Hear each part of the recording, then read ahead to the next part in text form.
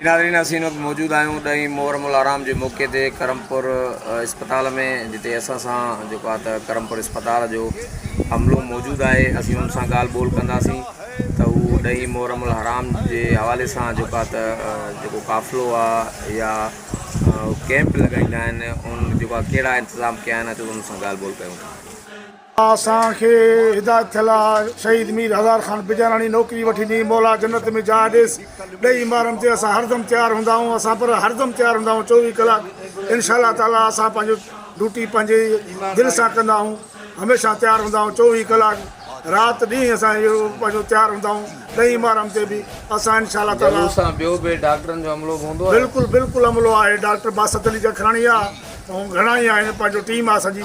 इंशाअल्लाह असां हाणे 8 थिया 10 बजे इंशाअल्लाह असां निकिरंदासीं। असां पंहिंजी कैंप बि हणंदासीं उते चौक ते। असांजे बिल्कुलु इमाम हुसैन जा बि असां नौकरूं, असां उनजे ख़ानदान जा बि असांजो सॼो ख़ानदान असांजो उन्हनि जो नौकर आहे, ग़ुलामूं असां इमाम हुसैन जा। इंशाअल्लाह ताला असां पंहिंजो ड्यूटी सर अंजाम ॾींदासीं इंशाअल्लाह। जी जावेद भाई, तव्हांजी महिरबानी जेको आहे न असांजी कवरेज ॾियण जे लाइ। हर साल असांजी जेका आहिनि कैंप लॻंदी आहे, जेका आहिनि इमरजेंसी जो सॼो सामान जेको असां रखंदा आहियूं ऐं असांजा सभई मुलाज़िम जेका आहिनि मौजूदु हूंदा आहिनि। ऐं सुबुह जो जेको आहे न 9 बजे खां वठी राति जो तक़रीबन शाम जो तक़रीबन जेका आहिनि 6 खां 8 बजे ताईं जेका आहिनि पंहिंजो असां हिते मौजूदु हूंदा आहियूं। ऐं असां वटि जेको आहिनि एम्बुलेंसी बि सॼी आहे ऐं सॼा एमरजेंसी जा मेडिसन हूंदा आहिनि।